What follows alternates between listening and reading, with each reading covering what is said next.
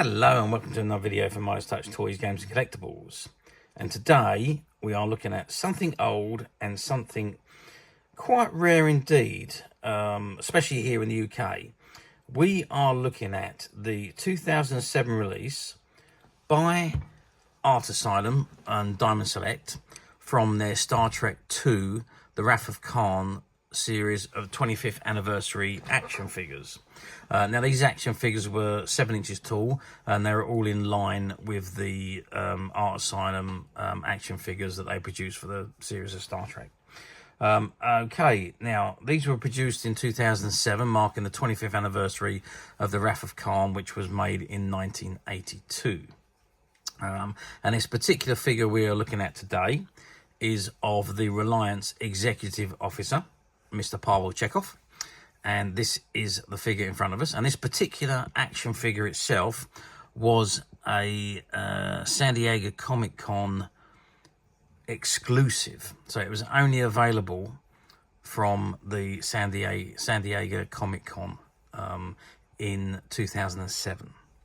Okay, so this is the card it comes on, and you can see at the back of the card at the top you got an image of Karl Singh, Admiral James T. Kirk, Captain Spock, and Dr. Leonard McCoy.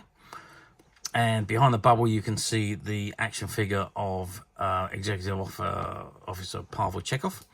And you can see he comes with a wrist communicator, interchangeable hands, the Ceti Alpha 5 Beast, and the Starfleet phaser.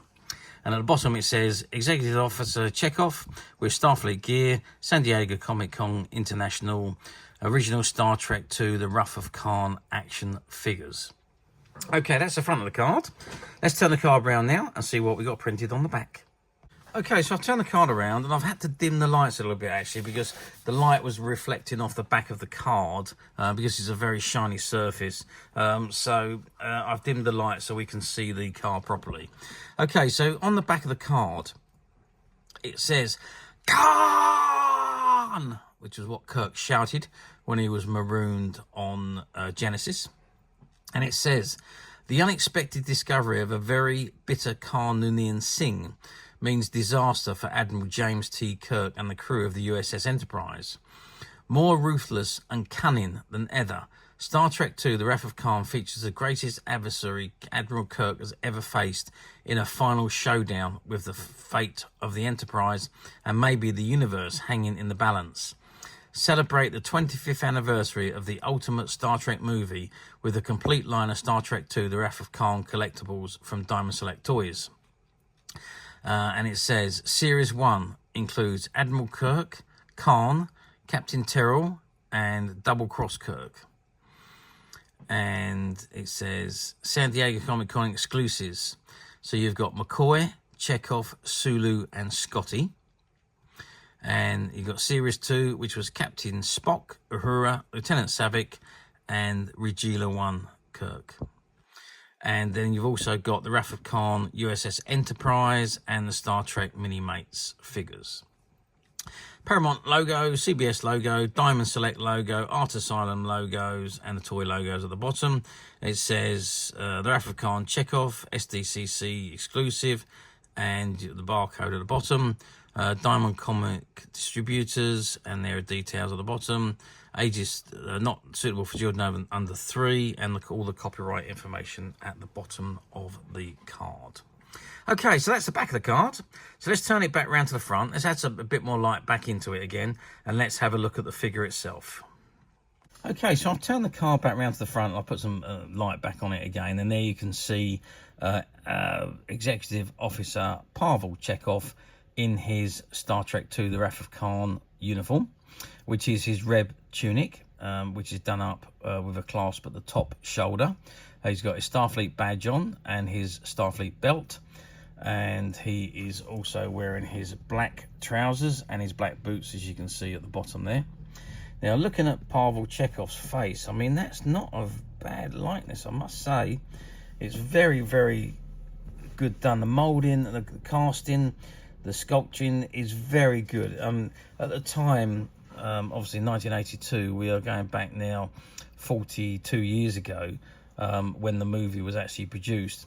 Walter Koenig, who played Pavel Chekov, does look incredibly like him as he appeared in 1982 for the movie. But yeah, very, very good likeness. The sculpting on these figures, the Art Asylum figures, were just phenomenal. They really did know how to make action figures, and all the action figures also had fantastic articulation. So let's have a zoom out and have a look at his accessories. So he comes there, if you can just see that, let's just bring that in closer so we can have a better look. So he comes with that wrist communicator that he wore.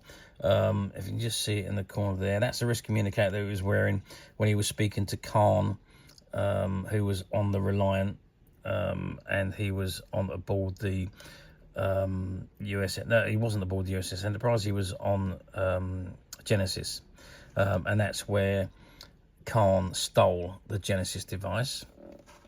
So Chekov comes with two replacement hands, and the replacement hands, you can see the lugs on the bottom of the hands, they just pull out and the new hands just pop in. And there you've got the Ceti Alpha 5 creature, which had those young that Khan took out of the body and put into the ears of Chekov and his captain. And there, of course, you can see the phaser that they used, experimented with this type of phaser for a little while in the movies, and I think for the first few films they had that particular type of phaser, and that is again one of those phasers. So articulation wise, I mean, you can see just by looking at Chekov there, let's just oops, I'm knocking everything over now, let's just angle them up a little bit, and you can literally see the articulation on his body. So the head turns, see it turns left and right. The arms, shoulder arms go up and down. You've then got twist sections at the biceps, and you've got again articulation on the elbows. So you've got 3 points of articulation on each arm, and the head, that's 7 points already. So you've got the waist, you've got the top of the legs which move up and down. That's 8, 9, 10, 11. You've got the knee joints, 12, 13, and you've got the feet, 14, 15 points of articulation there that I'm aware. I mean, it could be more, but that's what I'm seeing at the moment by looking at this figure. Now, they say that the figure is 7 inches, and that's what it is advertised as. So let's measure him and see if that is true. So we're looking at 20 centimeters, and what does that account to? That accounts to 8 inches, maybe. It's about, yeah, probably is about 7 inches in actual fact. Width-wise, we are looking at about 6, maybe 6 or 7 centimeters, and depth-wise, we're looking at 3 centimeters. So that gives you an idea of the size of Pavel Chekov.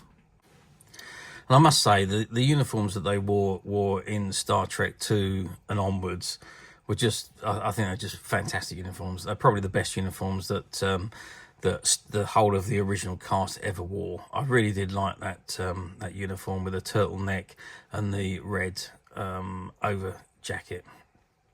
Anyway, how well did these figures do? Well, these were this particular one was an exclusive figure, and it was only available from the San Diego Comic Con of 2007. So very limited edition. So I don't particularly know how many were produced, and I don't know. Well, I know they sold out, but I don't know what the numbers were. Over in the UK, very difficult to find these figures. Art Asylum figures were usually just brought in by certain importers, like Gear for Games, someone like that had access to bring them in, because they weren't readily available in the UK. So finding them in the UK was quite difficult. You would have to go to specialist shops to find them. You could pick them up on the internet. They were available on platforms, and certain sci-fi specialist stores had them, but they were quite difficult to find. They were not in your average toy shop or collector shop. So yeah, quite difficult to find at the time, especially the Comic-Con exclusive ones were very, very difficult to find. In fact, if you weren't at the Comic-Con, you couldn't get them. Simple as that. However, you did start to see a few of them pop up on the platforms. Exaggerated prices, I must say, but they did pop up on the platforms from time to time. However, now we are talking 17 years on.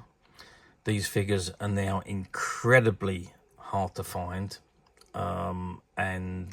yeah, just especially in this mint unopened condition. They do pop up from time to time on the platforms, but not very often.